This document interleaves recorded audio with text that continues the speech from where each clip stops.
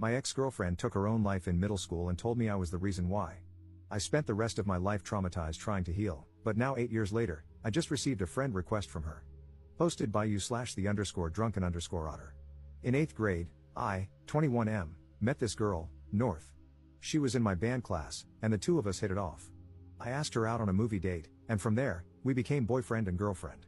She was my first girlfriend, and things were going alright, until her dad got a new job across the country in California. North moved away, but we decided to try long-distance dating through our freshman year.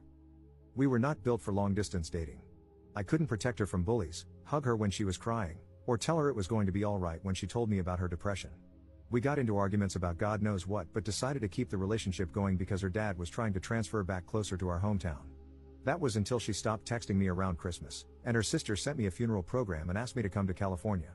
North's sister told me that she had taken her own life because the bullying had become too much and that I wasn't there for her when she needed me. It broke my heart that I couldn't go to California for the funeral, and for the past 8 years, I've mourned her loss. I spent my entire high school career trying to rebuild myself from all the damage. I went to meetings for people who had lost family members and loved ones. I went to therapy for 4 years to help process the loss. I had to learn how to become dependable because I didn't want it to happen again.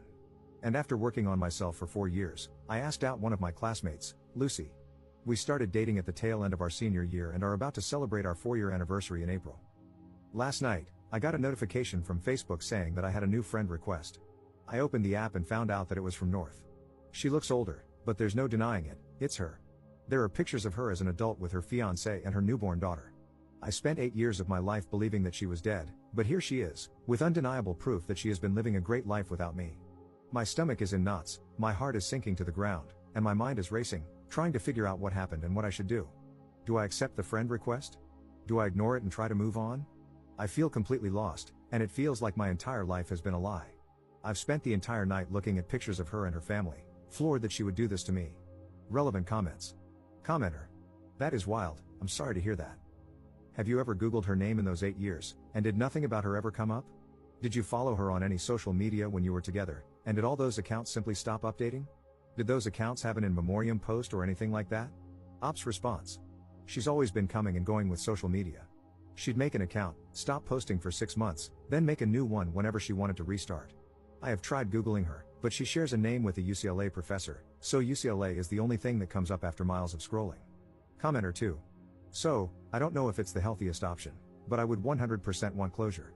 Accept the friend request and send her a message saying how happy you are to see that she's alive since you were under the impression she had committed suicide. How thankful you are that it was a lie and that you're happy she's clearly in a better place. Do not accuse her of anything. If you feel inclined, let her know that her death led to you dedicating a part of your life to being the person you felt she needed at the time. Let her apologize if she does, don't feel inclined to accept it, and feel free to let her know that she caused a lot of hurt. I wouldn't engage beyond finding closure, and I 100% would block her after getting it.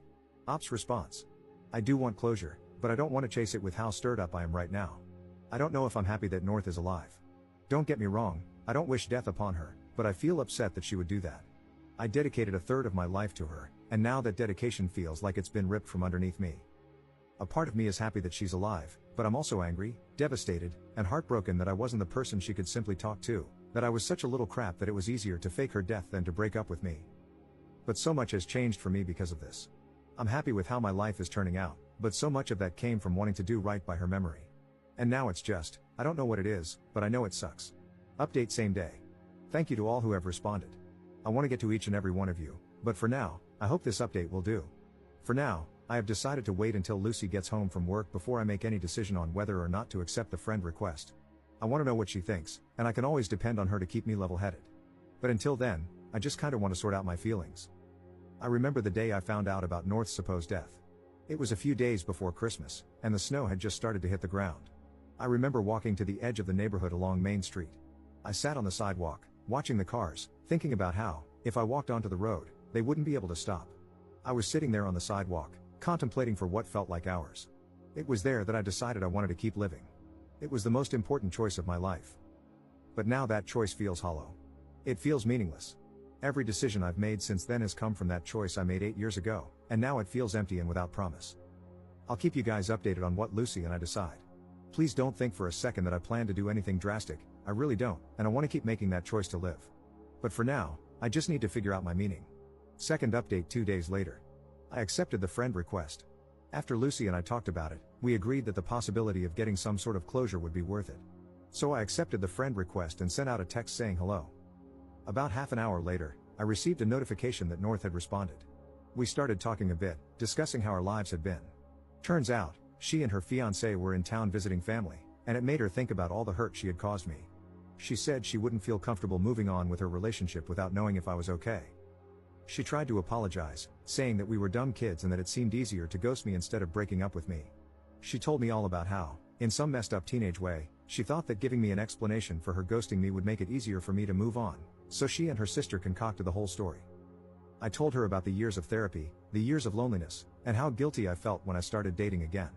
I told her how I used to think she was the one for me, even through the nights of arguing, and that she had hurt me more than if she had just thrown me away.